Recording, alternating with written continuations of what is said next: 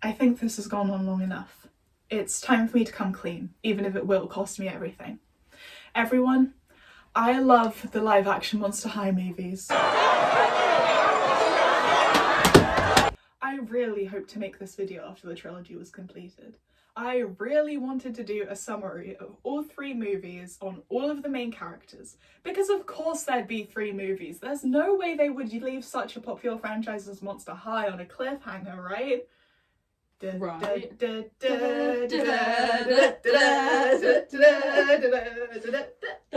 Okay, well, fine. Discussing the duology of Monster High movies. This isn't what I had planned, but I love these movies anyway, so let's go. Starting off with our character introductions, as seems to be typical for my videos, we have Claudine, half human, half werewolf. She's been hiding her werewolf half in the human world and now has to hide her human half in the monster world. Frankie Stein. That's another win for the Envies! I love them so much. They're the child of Frankenstein and just, I love them. They're my child. Frankie's gonna be sitting there watching us. That's okay. Draculaura, the daughter of Dracula. She's sassy, blunt, and also practices witchcraft, which we will discuss later on. Cleo Denal. If you know anything about Generation 1 Cleo, it's her. Except she's not dating Deuce this time. Laguna, Cleo's sidekick. Kind of. She doesn't have much of a presence in the movie, but I like her a bit more because her actress uploaded some behind the scenes videos for Monster High, which, yes. Deuce Gorgon. My friend Lytton. I mean, a cool guy who wears a beanie. Lytton has just gone to stand in front of the door and go, Heath, he's a troublemaker and he can light things on fire, including his hair, which also becomes kind of a fart joke, but we don't think about it too hard. And Mr. Comos, just your friendly neighborhood normal history teacher. Nothing suspicious is going on, don't worry about it, he's fine. We begin this movie with Claudine skating at a skate park, something that she doesn't do anywhere else in this movie, but we have to set up the fact that she's a werewolf and that humans hate monsters because the kids at the skate park start chasing her as soon as she reveals her ears. Claudine's accepted into Monster High, despite being half monster when Monster High only accepts full monsters and absolutely despises humans. It's one of the first things that Claudine's dad, who I love by the way, picks up on when she gets the acceptance letter. Also, watching the start of this movie again made me realise that Claudine and Emma Alonso are both alike in the fact that they like really, really weird food combinations. Claudine's dad takes her to the Monster High entrance and he says that he'll be awake until she graduates, which I think is 4 years. God, his sleep schedule is going to be all messed up. But also, good dad, we love him. I love him. We get our first song, Coming Out of the Dark, which is a certified bop. The audio in the movie and the cast soundtrack sounds a bit different, which makes me think they might be singing live. Maybe not for all of the songs, but I'm fairly certain Coming Out of the Dark, at least Claudine is singing live, even if nobody else is. I guess that they... I think, well, because in the YouTube version where it was all scuffed, you could only hear Claudine. Yeah. So probably, because if it's the camera audio... Yeah, then it would make... Like, yeah. Yeah, because you couldn't hear any of the choruses, but that's for a discussion later. That's a whole other subject. Yeah. Fun fact for any of my fellow Tinkerbell fans, the guy who plays Dracula, Steve Valentine, played the Minister of Spring in the movies, and Draculaura, Nia Damison, was Tinkerbell at one point, I think, on a stage production. At least based on a TikTok I saw from her and now am unable to find. During Coming Out of the Dark, we get introduced to Cleo, Laguna, Deuce and Heath. Deuce is trying to change from being a troublemaker and Heath is confused as to why he's doing that because being a troublemaker is so much more fun, apparently. While Cleo tells Laguna that her and Deuce broke up over the summer. Oh, that's gonna piss some people off. Bloodgood chats up Dracula.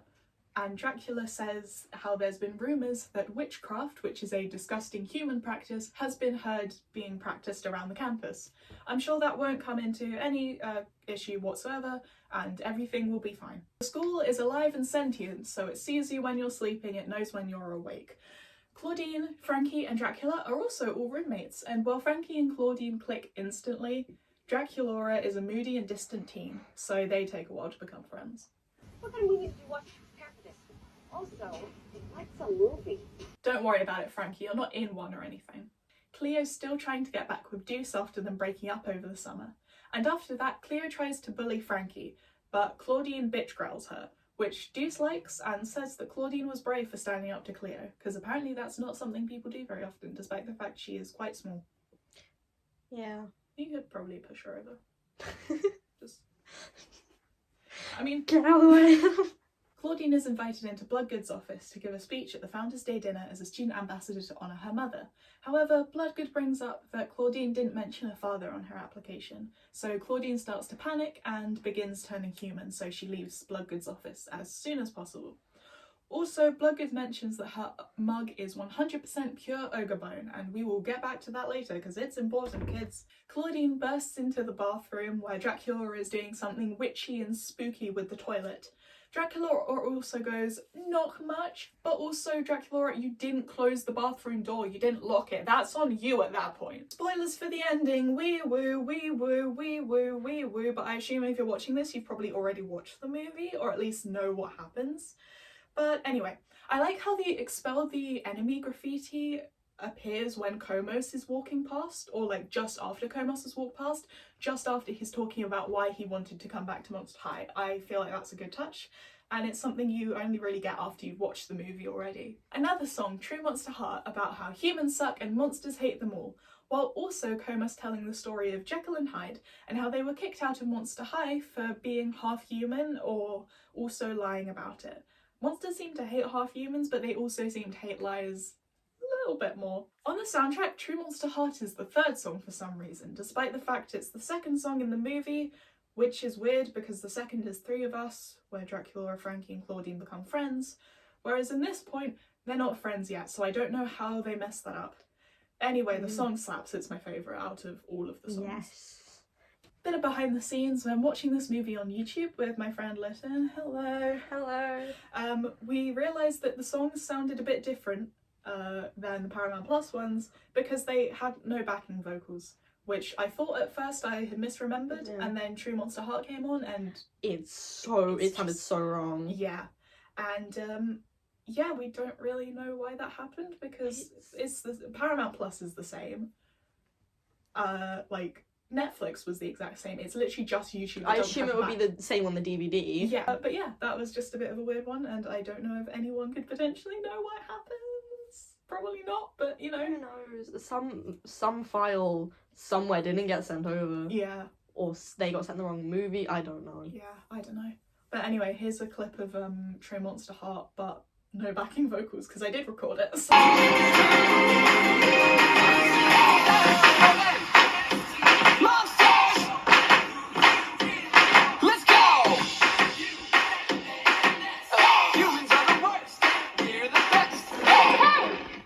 I enjoy Frankie knowing about gender and non-binary, but not knowing about high fives.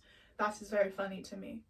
The important things. Yes. Claudine wants to research Hyde for her research project because she thinks he might have made something to quote-unquote cure her human side, which Komos is very enthusiastic about her doing and gives her hints about how to discover his lab.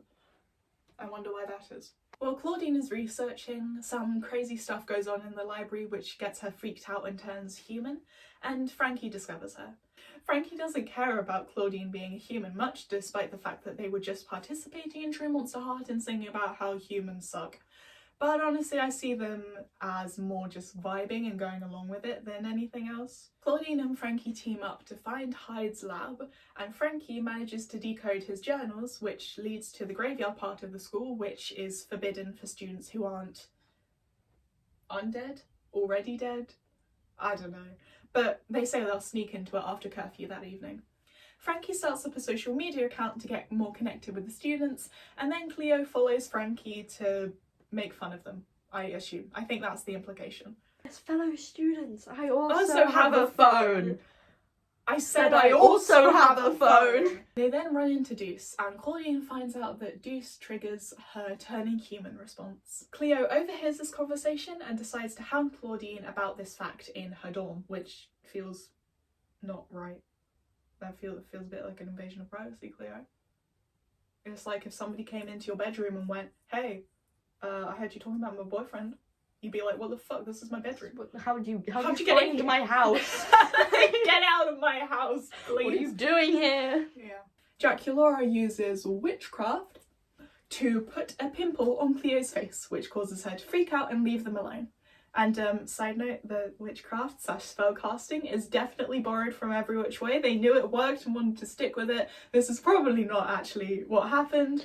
However, I choose to believe it is, because I will find a connection between my obsessions no matter what. And I like the idea of, like, Dracula at Wits Academy. I also realised I might need some water later because my throat's going dried out. Oh god, yeah. I was about to offer you my energy drink. You wouldn't want that. That's not gonna help. We won't get the video done then. No, you're not. Frankie and Claudine both sneak out to the graveyard to try and find Hyde's lab. While wandering around, they have a heart-to-heart about how they don't really fit in with their societies and how Frankie thinks that there's a rule book for life that they never got to read, which, oh baby, that's relatable. Claudine and Frankie find Draculaura practicing witchcraft in the graveyard after curfew, and they all share their secrets and it's nice and all that stuff, and then they sing another hecking banger.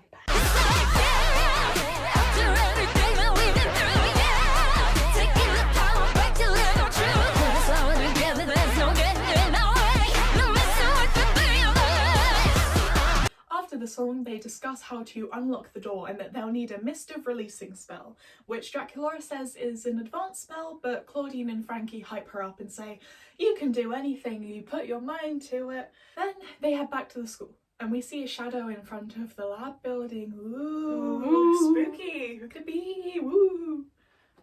It's not like only one other character that we know in the movie so far knows about the lab. Woo. Who could be? The three of them break into Bloodgood's office to take a bit of the ogre bone that they need for the spell from her mug. Hey, mistress! Oh, hello! How's the bathroom? Was it fun? I quote this regularly, or at least I did when I was at school. Draculaura casts a spell on Claudine to make her look like Bloodgood when Cleo enters Bloodgood's office. Claudine tells Cleo to be nicer, which Cleo somewhat takes that advice. And they got the ogre bone mug, so yay! Mission accomplished! Mission accomplished, they did it. After the next monster history class, Komos asks Claudine how the project is going and reminds her that it needs to be done by tomorrow. And Frankie also says that they can get the mayonnaise that Draculaura needs for the spell. Claudine and Draculaura have a heart-to-heart about how they're going to make their own way and stand up for themselves. And they say that talking to their friends makes it a lot better. See, kids? Talk to your friends about your mental health concerns. It makes it better. Don't keep it all bottled up. And also, Frankie does in fact find the mayonnaise. Yes. Talk to your friends and find mayo. Claudine asks Deuce out to quote-unquote work on her speech, which she does not write for the entire rest of the movie, so that she can take some of his snake venom from his snakes for the spell. Deuce talks about how Gorgons aren't really accepted at Monster High and that he's the first one there, as well as how teachers don't really trust him. I wonder if this line was written before they confirmed that his costume was just going to have regular glasses, because he says, teachers think I'm sleeping, which doesn't really make much sense unless he has sunglasses, because with regular glasses, they can see his eyes all the time. And sunglasses they can't, so maybe they just saw that and just went, oh, let's just keep it in. Nobody will notice, but I noticed. Claudine and Deuce sing a song about Deuce trusting her, and it is a bop. And also it confirms to Frankie and Draculaura that Deuce has a crush on her. They put together the Mist of Releasing spell and it doesn't work. So they go back to the school and they're confronted by Headmistress Bloodgood, Komos and Cleo, who accuses Draculaura of witchcraft and also for them being out after curfew, but that's a lot less important. The school then goes to kill Cleo, but Claudine says so. School's got shit aim. Bloodgood and Komos talk about how there's an untrue monster heart at the school that needs to be found by the Founders' Day dinner and expelled. Komos says he's going to find it, but Claudine takes it into her own hands and leaves, going back to the human world because she believes that she's the untrue monster heart. Little does she know, he's right fucking there. Frankie and Draculaura, who doesn't burn in the sunlight by the way, find Claudine pretty quickly and try to convince her to come back to the school. But Claudine rejects it at first as she thinks she's the one destroying the school. But then she falls over and her handprint gets put in the mud, which causes them to all have a revelation that, oh, if he's half human, we must need a human hand to open it. Whoa! So they all go back to the school and open the crypt. They all travel in and find Hyde's lab, and Claudine finds the potion. She's just about to drink it when suddenly she has a bunch of flashbacks to her dad, which makes her think that if she's giving up her human half, then she's also giving up him. Komos then comes in and also tries to convince Claudine to give him the potion, and then he does and chugs it. Shots, everybody! Komos drinks the potion and exposits that he is in fact the son of Hyde, but he wasn't human enough to open the lab. The potion was meant to make the drinker the ultimate monster, and he decided to drink it because he wants to destroy the school that expelled his dad. With this new ultimate monster power, he steals Draculaura's power and says the best line in the entire series. Meat! Frankie goes live to communicate to Cleo that they're all in trouble, and Cleo calls Deuce, who then tells Heath, and then they all go and rescue Claudine. Komos steals Deuce's power, which then Una reverses it on Deuce, turning him into stone, and then that causes Claudine to get panicked and turn into human right in front of everyone, which is a big shock, but also everyone gets over it pretty quickly. I think they have bigger things to worry about. Cleo gives her phone to Claudine to use it as a mirror to turn the Gorgon powers back on Komos, which he does, and then he gets frozen into his own statue, which then the Monster High faculty decide to put up in the garden because it is still there in Monster High 2, which is pretty heckin' messed up. Bloodgood and Dracula go to the students to check if they're okay and are shocked to find that Claudine is actually half human. Her dad comes to Monster High to take her home, only for Bloodgood to announce that she wasn't actually the problem and she can stay at Monster High if she wants. Claudine of course accepts this proposal, and Bloodgood now announces that true Monster Heart will mean who you are on the inside as opposed to your genetics. They then sing another banger of a song about being yourself, and the movie is over, with a hint about the second movie as somebody looks into a crystal ball and says that Draculaura is the key to destroying the vampires once and for all, and to bring her to them. And that's Monster High 1. I love this movie a lot, and my parents have probably gotten pretty annoyed whenever they come out from home from a night out and come back to see it playing on the TV. The songs are all bangers, the acting is great. Now let's head on to the next movie. We start off with exposition explaining the plot of the first movie on EekTok, which I assume if, you know, this is the sequel, everyone already watching would have seen the first movie already, so... Draculaura is holding a get-together before school starts party, and we see she's more confident with her witchcraft and also getting to know more people and expanding her social circle, although she is still in conflict with her dad about wanting to do things her way while he still wants to do things his way. Apologies for that stammer, it might happen again. Then Frankie and Claudine arrive and say this is going to be the best year ever. If I had a doom flag right now, I'd be waving it. What's the I know something you don't know? No, I know something you don't know. That's 2 Silvercore references. Woo! The first song is My Heart Goes Boom Boom Boom, which tells us about the characters' anxieties and how they're trying to cope with them. We learn that Frankie has some new monster abilities, so they're all new again. So we're just reusing the same plot line as the first movie? Okay then.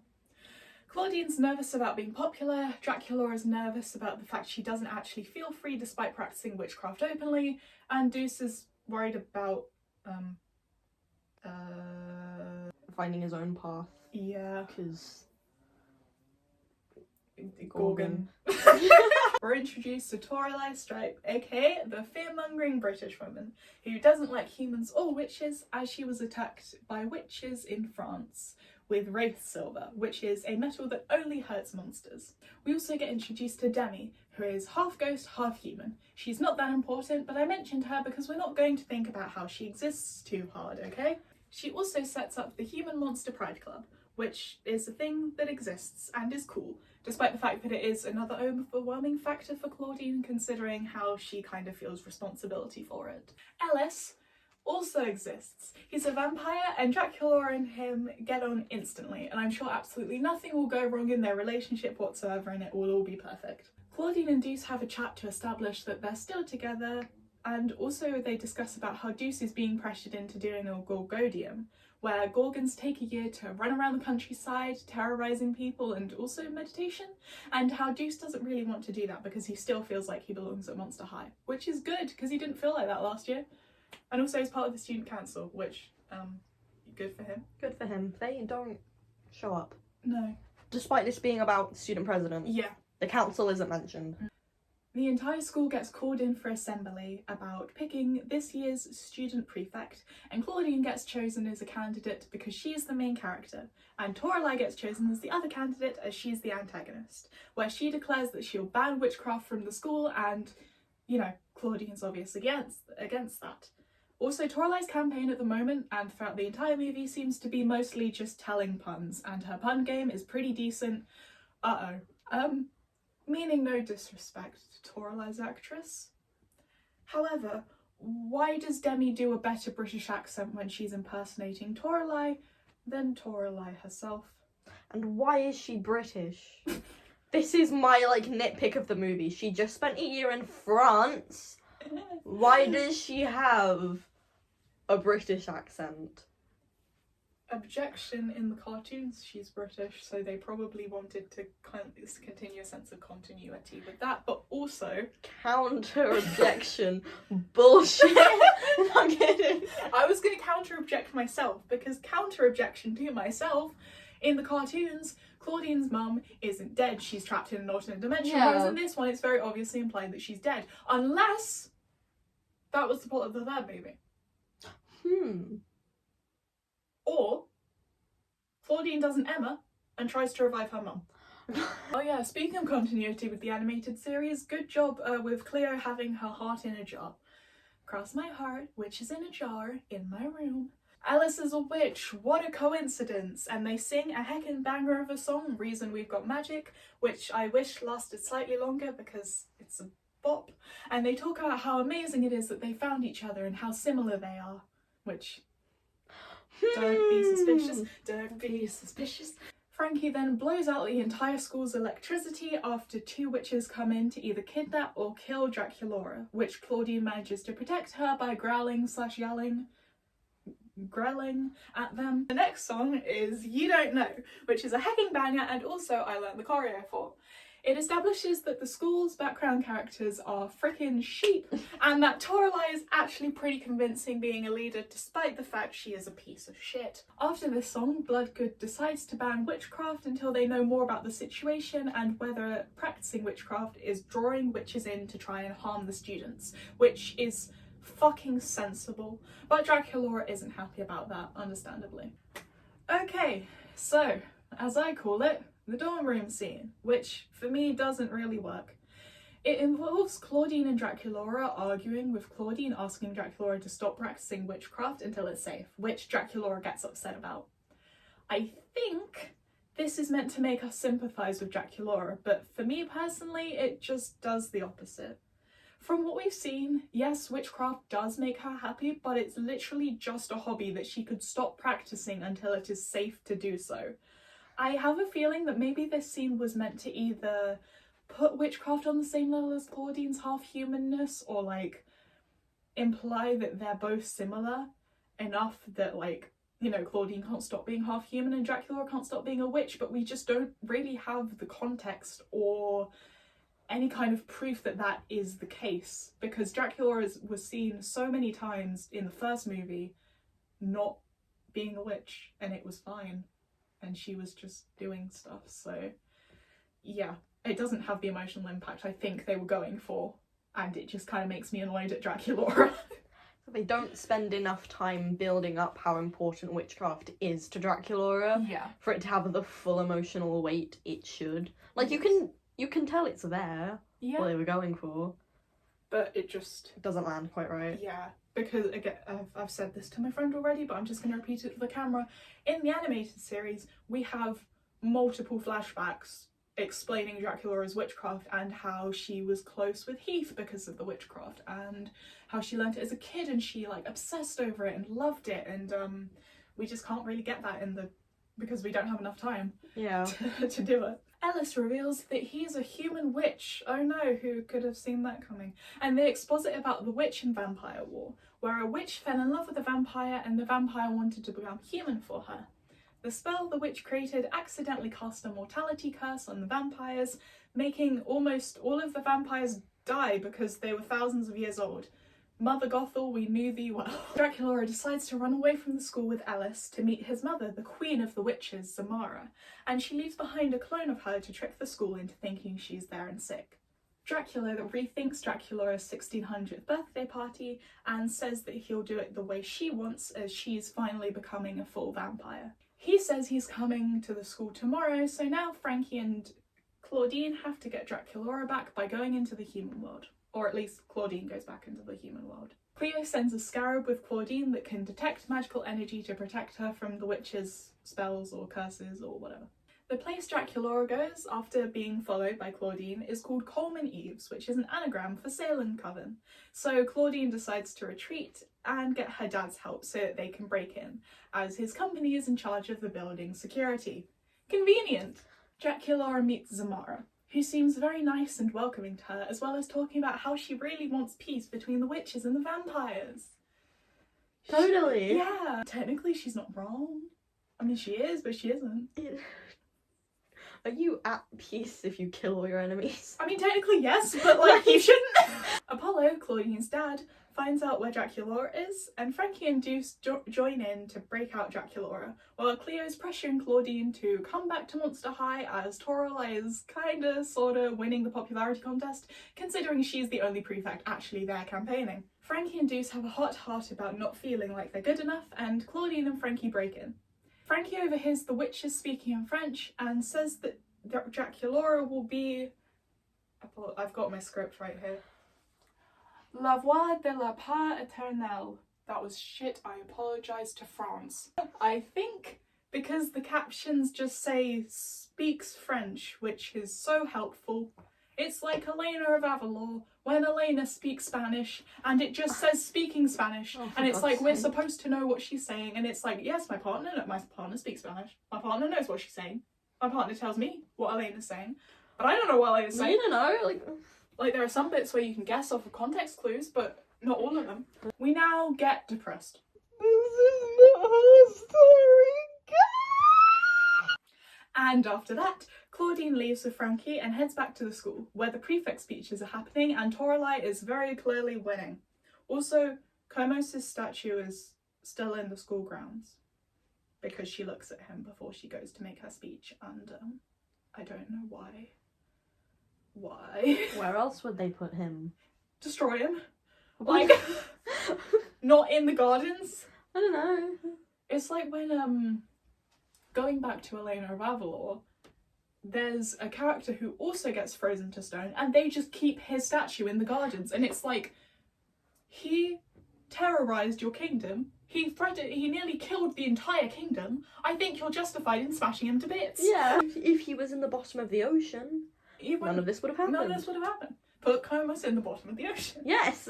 Toralei gets a chant going of, every witch has got to go, hey hey, ho ho, every witch has got to go. But like, every witch has already gone There's just one witch.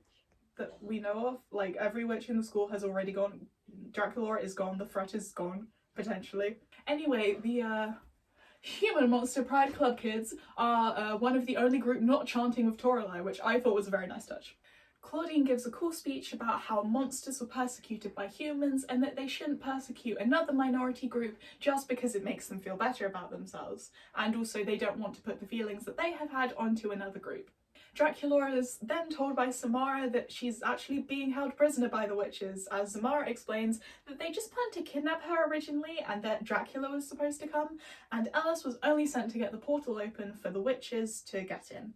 Draculaura is then dragged down to the basement and locked in a raised silver cage and forced by Zamara's magic to recite the mortality curse to kill all vampires, as it would work when she turns 1600, as that's when she becomes a full vampire and can officially commit murder. Yay! Yay! Bastet, which is the scarab that Cleo sent, sends a warning to Cleo that Draculaura is in trouble, and after being kinda convinced by the speech Claudine gave, while also realising how serious the situation is, Toralei goes with Claudine, Frankie, Deuce and Heath to rescue her. I have no idea why Laguna and Cleo don't go, considering they were also in the scene where they were all discussing rescuing Draculaura, but maybe the actors weren't available or something, I don't know. One of my headcanons is that the place the witches take Draculaura is an abandoned version of Wits Academy because it has a similar shape and it also has the tree in the centre. And that's all I have for my headcanon. Tree and building. Tree It and must building, be Wits it must Academy. be Wits Academy. And also the whole spells rhyming. Yeah. Yeah. Anyway. And Samara calls Dracula to, you know, gloat that she's taken his daughter hostage and that she'll be the one to kill them all, which Dracula obviously isn't happy about, the fact that they're holding his daughter hostage, which will not come back to bite Samara and the witches at all later. Heath and Deuce distract some of the witch guards by Heath setting off a fire alarm and Deuce biting them with his venomous snakes, which means that Deuce Gorgon has canonically killed someone. Way! Are you happy, Lytton? You've killed someone. Hooray! Out Yes. of context! That's gonna sound so bad. Toralei beats up a guard to let Claudine and Frankie in, which I feel like is probably a bit of trauma coming out, because she mainly starts beating them up when she sees the raised silver dagger, which is probably what she got hurt with. Anyway, she also says cheers before kicking him, which is a bit weird because as a British person, cheers means thanks. So, like, why would you go, like, you're about to fight someone and you go, thanks? Like, what? You would kick him and go cheers. Yeah. Or, like, I thought she ran off, she would be like, not feeling regret, feeling more of a thrill, actually. Cheers, and then running off. But no, she does it before kicking him, which is weird. Claudine and Frankie get into the room holding Draculaura and convince Alice to hold Samara back so that they can save her. Claudine manages to pull the Wraith silver bars apart, causing her to pass out and die, I think. Maybe die. She speaks to death, but she manages to live again with the power of friendship and also plot convenience. Also badass good girl Draculaura. When Claudine wakes up, Samara and all the other witches are tied up by the monster gang. Dracula also arrives to check on Draculaura and he says that he would deal with the witches, so I think we might be getting some new vampire recruits. They all get back to the school and Toralei is announced to be the prefect and comes to a begrudging respect with Toralei. Deuce says that he'll leave next year and that he's going on the Golgodian. Then they sing Monsters Are, which is our final song, and whilst not being its intention, is a great wrap-up song for the series. We then get a teaser of the third movie, where Death says that the dead must rest, and Frankie wakes up in shock. I am now sad. Give me the next movie, Paramount! Do it, cowards!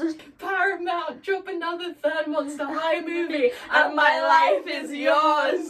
And that was the end of the Monster High series. When I first heard about these movies, I absolutely hated them. That's not Draculaura or Claudine, I thought, I'm not going to watch them.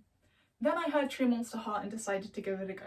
Then I stopped comparing them to the Generation 1 characters I liked as a kid and enjoyed it quite a lot. Then I realised I vastly preferred this movie to the Generation 1 movies I watched as a kid, and here I am now, talking about them on the internet. I love these movies so much. The first one more than the second, but I was also excited to see what I assume would have been the final movie, which would be Frankie-centric, who is my favourite character out of the main three, and what they would have done to wrap up the story. What happened to Deuce after he got pushed into the portal? Is death coming for Frankie because they were made up of dead people's body parts? Or is death coming for Frankie because they were the one to revive Claudine? Or is death coming for Claudine because she escaped him? I don't know, and I never will. I was also so excited for the third songs, which, you know, would all be bangers, but the powers that be, or the executives, probably decided that it wasn't worth a sequel, leaving it on a cliffhanger. Which gets me another series in my belt that I love that got cancelled. Whoa! There are so many of them, please help me. I have a pretty bad track record when it comes to liking media. Anyway, if you liked the video, like and subscribe, I guess. Bye! Don't know what I'm waving. He's waving.